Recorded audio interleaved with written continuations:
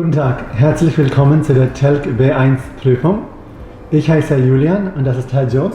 Guten Tag. Guten Tag. Okay, wir fangen an mit Teil 1. Darum geht es, einander Fragen zu stellen und euch einander besser kennenzulernen. Wir können anfangen.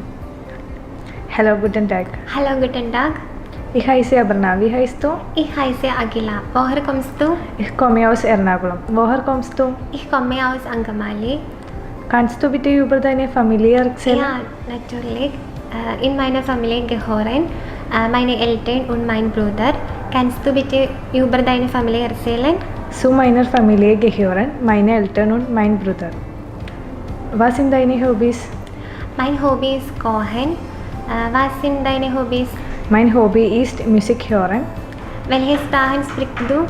Meine Muttersprache ist Malayalam. Außerdem spreche ich Englisch und ein bisschen Deutsch. Welche Sprache sprichst du?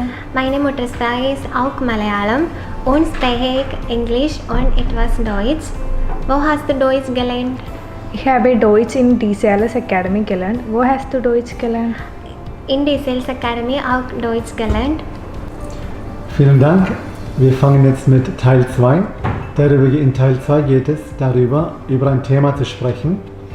Dafür habt ihr schon einen Text bekommen, das ihr gelesen habt. Und ihr müsst ein wenig über diesen Text sprechen und eure Meinungen dazu äußern. Ihr könnt jetzt anfangen. Hallo Agila. Hallo Barna. Wie geht es dir? Es geht mir gut. Und dir? Es geht mir auch gut. Ich habe einen Artikel über das Freizeitverhalten von Jugendlichen gelesen. Und in diesem Artikel stand viele Jugendliche von Handy oder Computer abhängig. Daher nahm sie Lesegewohnheit ab. Hast du dieses Artikel gelesen? Ja, ich habe auch diesen Artikel gelesen und ich fand es interessant und ich finde, dass 85% 17-Jährigen in Deutschland sich täglich mit dem Computer oder Handy beschäftigen. Aber jetzt machen wir alles vom Handy oder Computer aus Wissen. Deshalb findet niemand keine Zeit für zu lesen und Fernsehen. Ja, ich stimme dir zu. Neulich viele Jugendliche verbringen ihre Zeit im sozialen Network, Facebook, WhatsApp, Instagram. Und sie haben auch Möglichkeiten zu lernen. Im Internet gibt es viele Möglichkeiten, zum Beispiel E-Book. Was denkst du? Ja, das ist okay, aber ich habe andere Meinung. Ein gutes Buch oder ein guter Zeitungsartikel immer mehr an Bedeutung. Was denkst du? Aber wenn wir ein E-Book lesen, dann wir haben keinen Papier benutzen. Es ist sehr umweltfreundlich. Was denkst du? Ja, ich stimme dir zu. Aber das ist sehr schädlich für unseren körperlichen und geistigen Zustand ist. Was denkst du? Ja, ich stimme dir zu. Wenn wir ein Handy oder Computer 3 oder 4 Stunden benutzen, es gibt Strahlung von und es schadet unsere Augen. Was denkst du? Ja, das ist richtig. Und die Eltern müssen ihre Kinder beibringen zu lesen. Und wir können viele Bibliotheken und so weiter. Ja, ich stimme dir zu.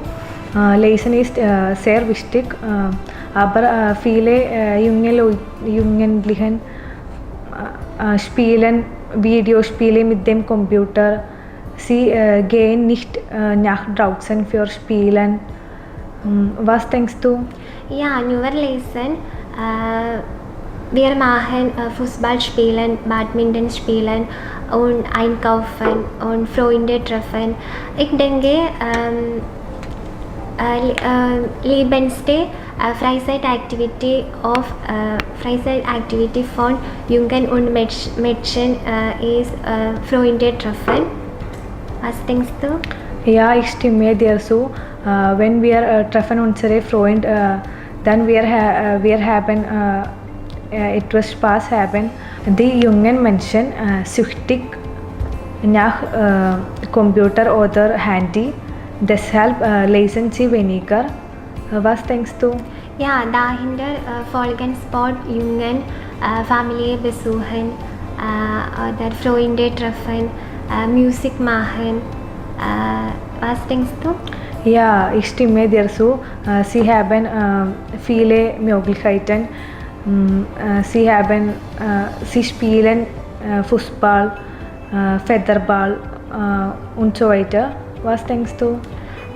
Ich denke, beide sind sehr wichtig für unser Leben, aber wir müssen kontrollieren, das Handy benutzen oder Computer benutzen und so weiter.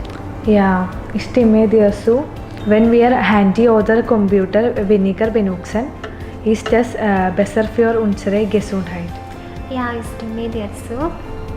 Okay, vielen Dank, das war's schon. Wir machen jetzt Teil 3, darum geht es, etwas gemeinsam zu planen. Okay, dafür habt ihr schon ein Thema bekommen. Ihr könnt bitte anfangen.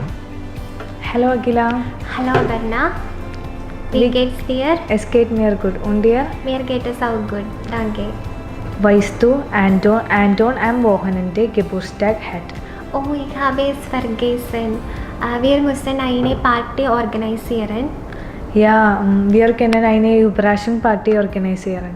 Ja, das ist eine gute Idee. Wo machen wir die Party?